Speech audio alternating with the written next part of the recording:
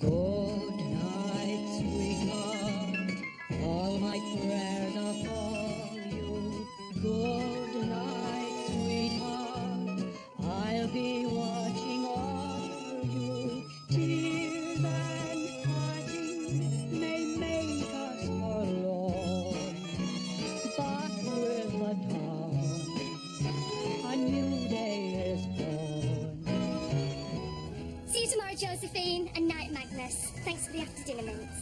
Super delightful. Atta next. God, no. Bye. Bye, it was lovely. Haven't had so much fun since I fell off my bicycle. You didn't have to do so offhand all through dinner. No, I didn't have to be. I just thought the occasion called for it. Where'd you find people like that? Bores or us? All right, I admit, Josephine and Magnus can be hard going. And you know, it's odd because Josephine's a real laugh at work. Oh, well, next time let's have dinner at the office. And as for Mr. Charisma Bypass, how can anyone spend the entire night talking about nothing but mortgages? Oh, be fair, Gary. He's a mortgage broker. That's why we invited him. Well, yeah, but there are limits. And why give him dinner? When I was a kid, we had a man from the Prue who used to come around once a month and collect the insurance premiums, and all he used to get was a cup of tea and a digestive biscuit. And not a chocky digestive either, just an ordinary wheatmeal one. Have you ever considered you just might be a social cripple? I am very social. I just prefer socialising with my friends, rather than with an extra from the Michael Jackson Thriller video. What friends? What? Derek? Chris? That fellow who brings the smelly cheese sandwiches every day? They're not friends, the people you work with. I mean, real friends. I mean, when we got married, you had to get the best man out of the Yellow Pages. All right.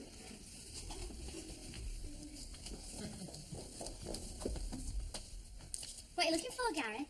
What was the name of that plumber I really got on with when he came round to drain the central heating? Yeah, he was a tall bloke. We can have a drink together. Well, when we have a baby, we'll make him godfather. If we can afford the call-out charge. All right. I am a social cripple. Happy?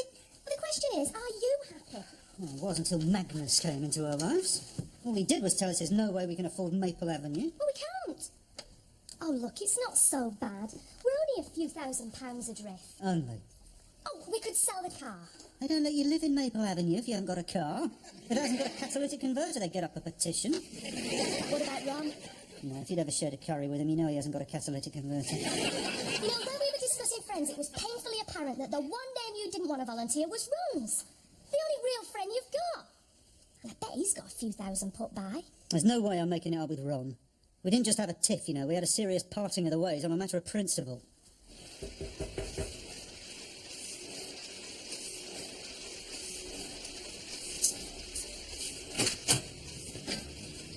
Good afternoon, sir. How may I help you? Ron. I hope you're not a rep. I only see reps on Friday afternoons by appointment. All right, I'll go. I knew it was pointless. Oh, hold on. If you knew it was pointless, why did you bother coming round? Because I haven't had sex for a fortnight. Gary, even before our bust-up, I don't think our relationship had progressed that far. I mean, Yvonne has suspended all carnal activities until I make it up with you. Yeah, well, serves you right.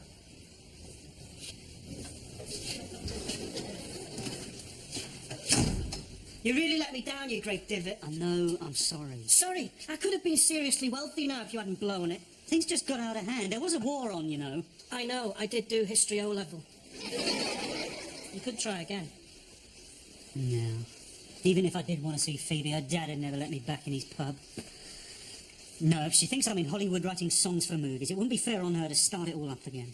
You don't have to see Phoebe. The plan would still work. All you have to do is go back to 1941, invest a modest amount, come back and cash in the enormous pile that will have accumulated in the interim. No, I'd have to go down Duckett's Passage. I'd have to go right past the Royal Oak. I don't think I can do it, Ron. I'm sorry. Yeah, well, I'm sorry too. Because I don't see how else you're going to get the money to buy your dream home. You're not going to lend it to me, then? I'm doing you a favour, pal. You're never going to fit in Maple Avenue. I mean, Yvonne will be all right with her open university and her subscription to country living. But you... On the other hand, if you had $250,000 or so in the bank, that would buy an awful lot of social lubrication. Golf club membership, a little boat, the tow behind, new four-wheel drive with nudge bars, nookie with Yvonne. You still got those old white £5 notes? And there's plenty more where they came from.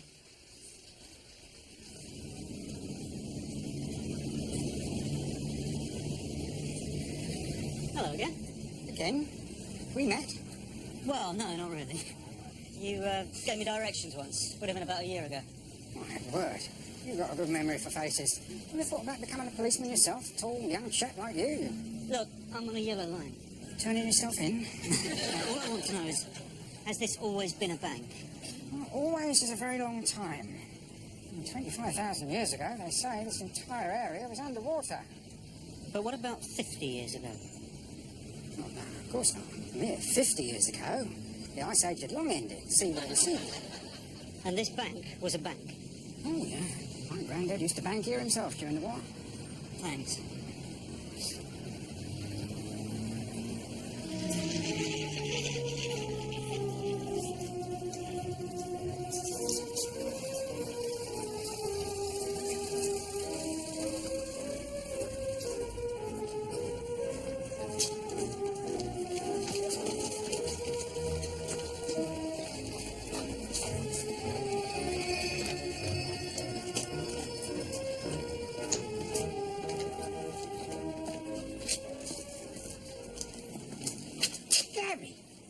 Gary Sparrow.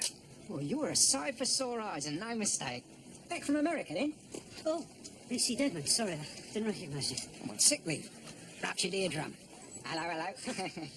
Weren't you going to come in for a beer, then? Play us one of your tunes, cheer us all up? Yeah, we still do that one of yours down the shelter sometimes. I'd like to teach the world to sing in perfect harmony. Well, I'd love to, but I'm on my way to the bank. And your path just happens to cross in front of the front door of the Royal Oak. You can't pull a wool over my eyes. I've been a copper for 20 years. Come on. I know there's someone in there you're dying to see.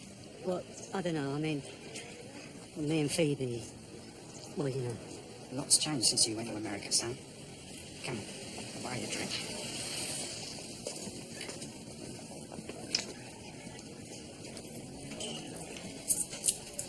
You're a bit late. Sorry, only I bumped into an old friend outside. Look, Reg, you're supposed to be here helping me, not rabbiting with old mates. Gary. Hello, Phoebe. Gary, follow me. Oh, I never thought I'd see you again. Why didn't you ever write, you bastard?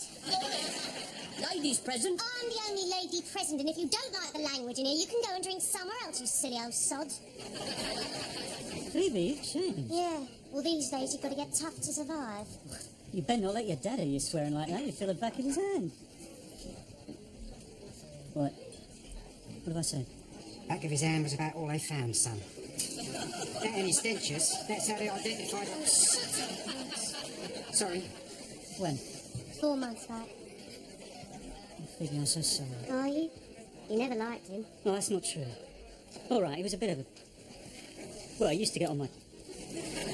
That doesn't mean he was a complete... Well, you know. Oh, no. I do miss him, Gary. He was a terrible nag, but he did care about me. You look like you need a drink.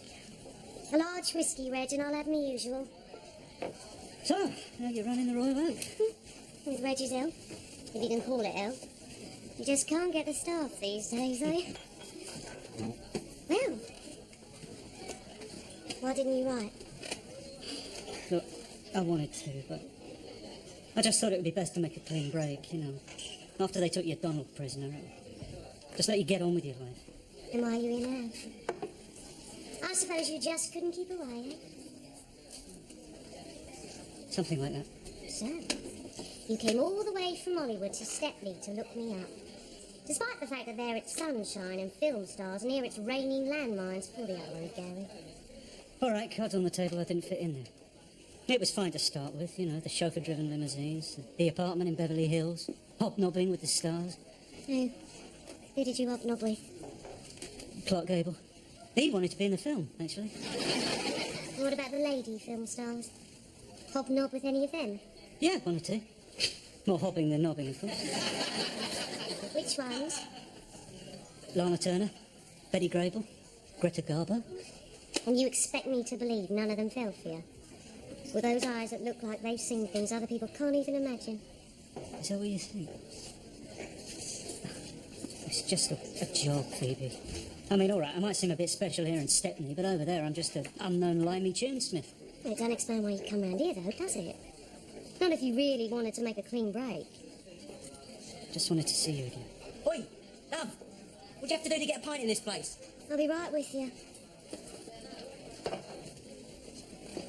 Mind if I, No, what's that? She's been really lonely since her dad. I can imagine. She's a brave girl. Very brave. But she's only young still. It's been hard for her. I'm sure. Things get very mixed up in wartime, son. People do things they wouldn't normally do. Sometimes they regret it after. Like my missus. What about your missus? Nah, forget I mentioned her. Bloody Canadian fighter pilot. Anyway, as regards our Phoebe, just don't go breaking her heart. I couldn't if I tried. Well, look at her. She's become as tough as nails. Nah, that's just a front.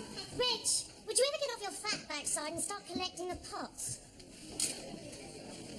It's convincing, though, isn't it?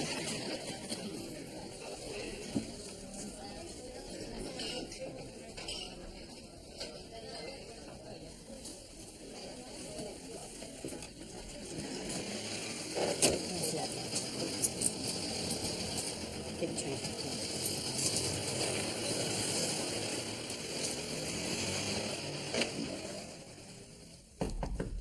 Come. Mr. Sparrow? Yes. Do come in. That'll be all, Wilson. Oh, very good, Mr. Mannering. Shall I arrange some tea? Of course. Use your initiative now. Public school education of the slightest idea how to behave in the real world. Understand you want to invest? Are you feeling quite well?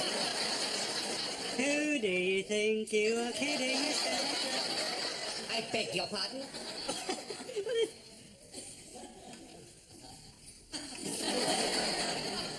I suppose Mannering and Wilson are very common names. Wilson may be a common name, but we Mannerings can trace our ancestors back to Hastings.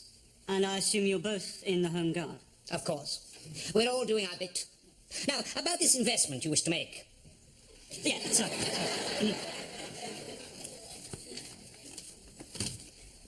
That's rather a lot of sterling. May I? Something wrong? You can't be too careful. That swine Goebbels is flooding the country with counterfeit currency. Well, excuse me. I hope you're not accusing me of coming in here with... With respect, Mr. Sparrow, you come in off the street with a sum of money equivalent to my salary for a year. All right. Look. Here's my ID card, my ration book, and my passport with all the relevant United States visas and stamps. I see. All seems satisfactory. What were you doing to earn this money exactly? I'm a songwriter, Really? and I've been working on a musical in Hollywood. Instead of enlisting to fight the enemies of the king. Hardly the act of a patriot, if you don't mind my saying so. And why the Stepney branch of the provincial bank?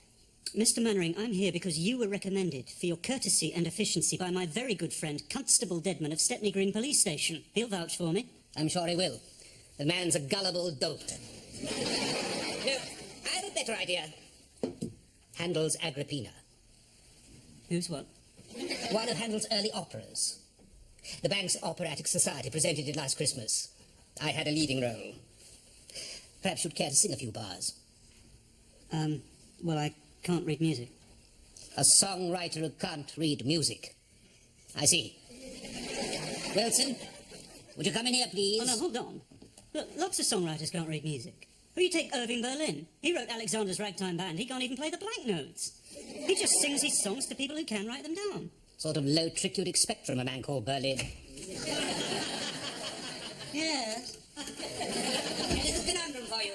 Mr. Sparrow here tells me he's a songwriter and can't read music. What do you make of that? Oh, that is a strange coincidence. I was reading only the other day in a playbill that Irving Berlin can't read music either. He did write Alexander's Ragtime Band. Come on in here, come on in here. Yes, it's quite enough, Wilson, thank you.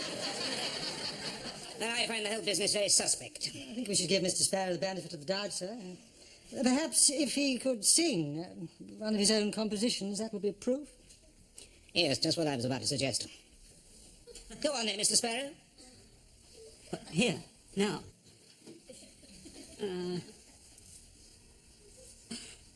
I'm getting married in the morning. Ding dong, the bells are gonna chime. Pull out the stopper, let's have a whopper, but get me to the church on time. Oh, I say, that's awfully good. Oh, thank you, Wilson. Yeah, it's quite amusing, in a low Dobrel fashion. I'm sorry about the unconventional preliminaries, but you can't be too careful. There's a war on. Now, about these shares.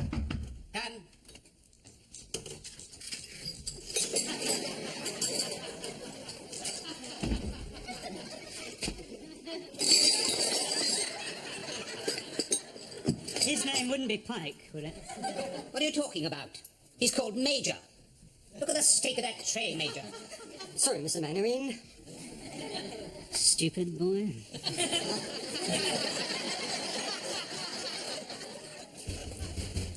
Oh, push off with sharp.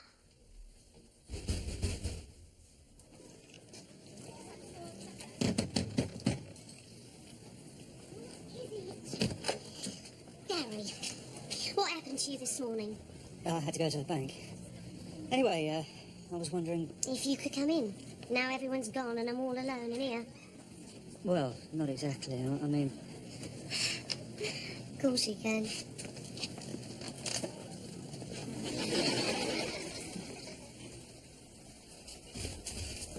So, join the WVS? Yeah. I always wanted to do my bit, but Dad would never let me. I can only do it part-time, of course. Otherwise, I'd have been a fanny. A what? A first aid nursing yeomanry. The fannies. You can't be a part-time fanny. No, of course not. And they're very difficult to get into. Well, that's true. So what was you wondering? Oh, nothing. I just wanted to give you something. Oh, yeah.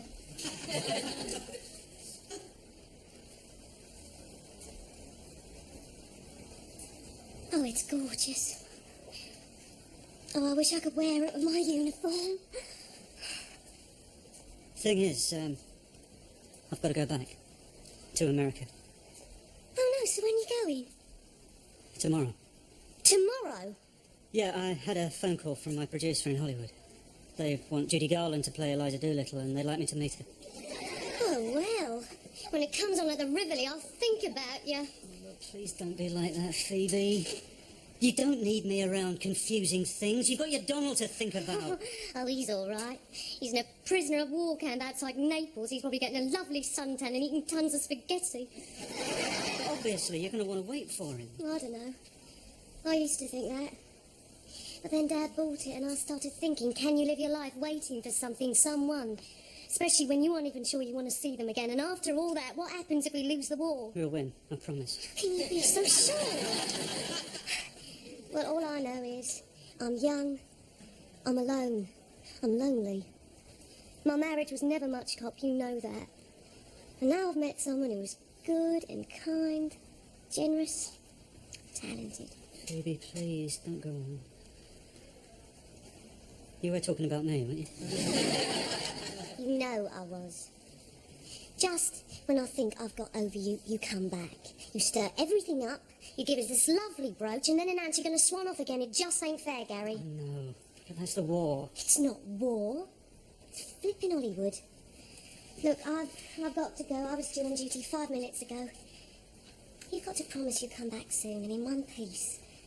And here's something to remember me by then.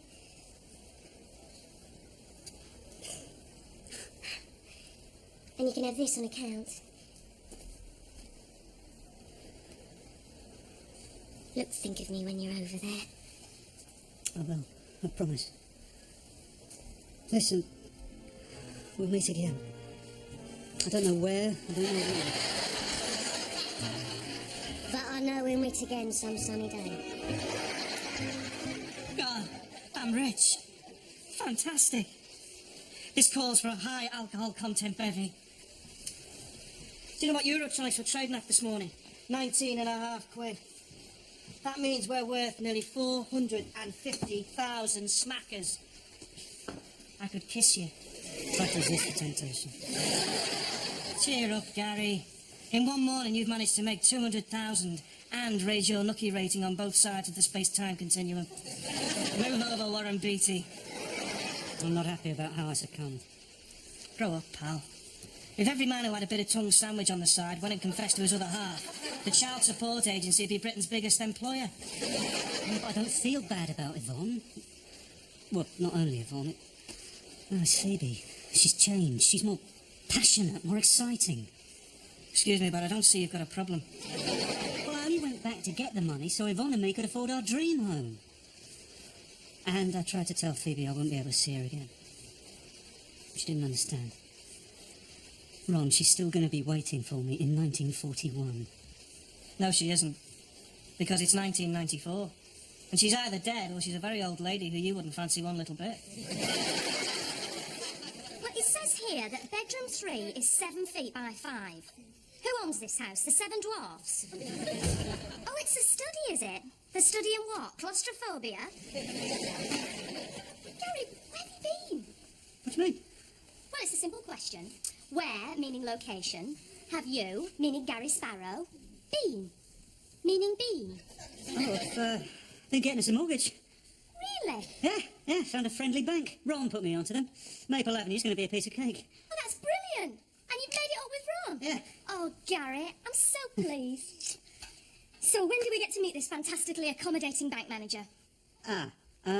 Well, I'm afraid you won't be able to come. Why not? Well, you've heard of the listening bank? Yes. And the bank that likes to say yes. Yes. Well, this bank likes the women to be veiled from head to toe and walk 4 paces behind the menfolk. Oh, an Arab bank? Yeah, an Arab bank with lots of money to lend. Gary, I don't want to mortgage off a bunch of chauvinists. 5% fixed interest rate. That's fantastic. How does Ron know them? Oh, he prints all their fatwas. This receipt's in remarkable condition for 1941. Virtually mint. What of it? Grandad kept it in an old Oxo tin. Remember? That's right. Airtight. Ah, I see. Sorry. Well, open it then. Wrong. Just making sure nobody's tampered with it. Ah, first class. Here we are. Yes. 20,000 shares in Arbuthnot of Ealing. I've not heard of them. I believe they went on to become Eurotronics in 1973. You're very well informed. Do you play the market? I dabble. Eurotronics, eh? That is exciting. I just wonder why your grandfather never came back for his share certificate. That's easy.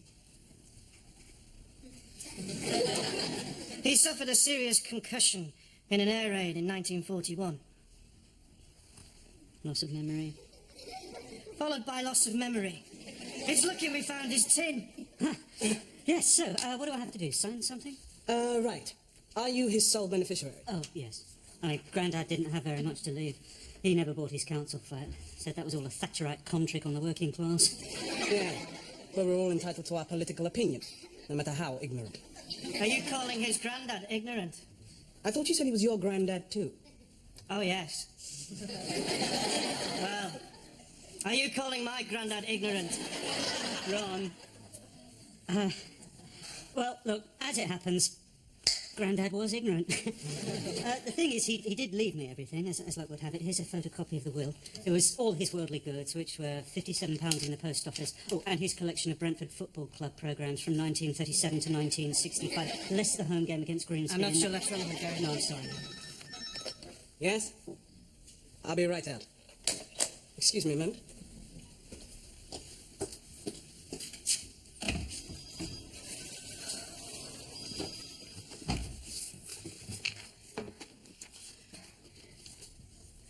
Uh-oh. What do you mean, uh-oh? We're seriously rich. What's uh-oh about that? This memo from the manager in 1957. What about it? Well, it seems that the Arbuthnot brothers, Cecil and Harold, had a vicious bust-up after Harold found Cecil in bed with his wife. Look, it's a fascinating, isn't it?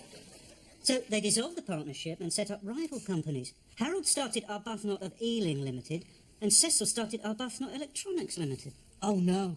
So what happened? The shares were split. We only get 100 thou each, and I've got to choose between a yacht and a sports car. What a bummer. I think it might be a bigger bummer than that, Ron. Listen, since I have not been able to trace Mr. Sparrow, I am compelled to make a decision on his behalf. As a church-going man, I cannot, in all conscience, invest any of Mr. Sparrow's funds with the adulterer, so I will opt for Mr. Harold's new company. which went on to flourish and become Eurotronics. Which went into liquidation 18 months later. While the wife stealer went on to become Eurotronics PLC. Sorry about that. Had to sort out the rubber.